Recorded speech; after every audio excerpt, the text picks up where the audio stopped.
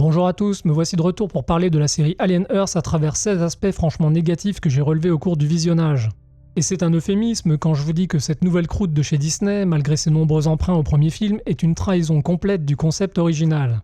Alors c'est vrai qu'on a déjà eu l'ignoble Romulus, qui pillait sauvagement les films précédents et qui réussissait à transformer de l'or en plomb par la stupidité de son script.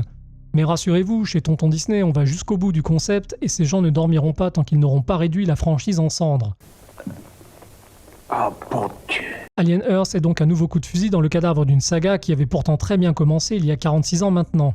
Et si jamais vous trouvez que je suis trop dur, je vous invite à jeter un œil sur ma vidéo précédente dans laquelle j'ai isolé et mis en évidence quelques aspects positifs de la série. Aussi, attention, il y a de nombreux spoilers par la suite, donc si vraiment vous avez décidé pour je ne sais quelle raison obscure de regarder Alien Earth sans a priori, peut-être vaut-il mieux que vous mettiez cette vidéo de côté en attendant. Pour les autres, allons-y, voici 8 premières raisons de détester Alien Earth. Point numéro 1, des références culturelles forcées.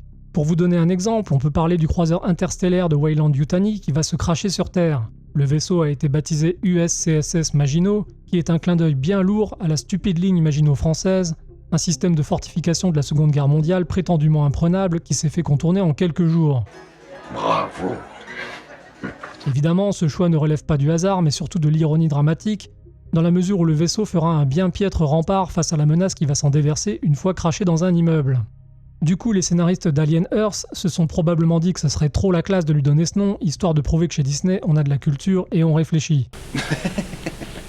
Malheureusement, leur métaphore n'a aucun sens ni d'un point de vue narratif, ni d'un point de vue militaire. Déjà, on comprend mal pourquoi une entreprise manifestement américaine affublerait son vaisseau d'un nom français, qui plus est chargé de honte. C'est un peu comme si la prochaine fusée Ariane était baptisée Richard Nixon ou si Dassault appelait le successeur du Rafale le Biden. Ensuite, le Maginot n'a rien d'un rempart dépassé ou mal conçu et c'est pour de toute autre raison qu'il finira sa course en plein centre-ville. La symbolique ne tient donc pas. Bref, chez Disney on se croit malin et on aime bien forcer les références culturelles pour se donner des grands airs. Alors bien entendu, ils ne se sont pas arrêtés à ce détail et c'est comme chacun sait à Peter Pan que l'ensemble de la série fait référence, avec ses enfants perdus dans des corps d'androïdes adultes, son île laboratoire en marge de la civilisation et son Peter Pan psychopathe en la personne de l'insupportable Boy Cavalier. Qu'est-ce que c'est que ce cirque, dis-moi? C'est cool, patron, c'est cool. Ouais, c'est surtout ridicule. J'aimerais tellement m'abonner à Cinéblast. Ouais, abonne-toi. C'est super.